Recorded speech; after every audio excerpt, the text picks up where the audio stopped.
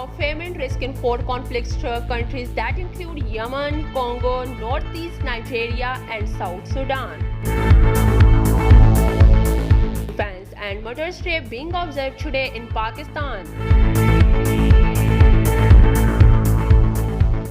The UAE Ministry of Health and Prevention on Sunday reported 513 cases of the COVID-19 along with 2,443 recoveries. No deaths were reported.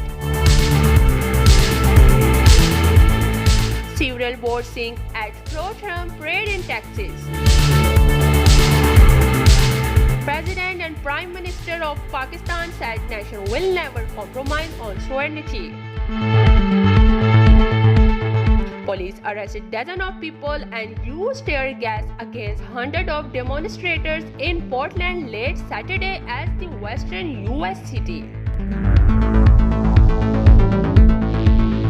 Several people have been arrested in Australia and anti-lockdown protests attended by hundreds nationwide.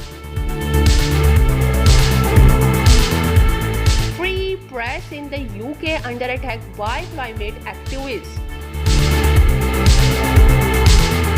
A powerful typhoon approaches Japan with violent wind and heavy rain. The death toll from the Bangladesh mosque explosion rises to 24.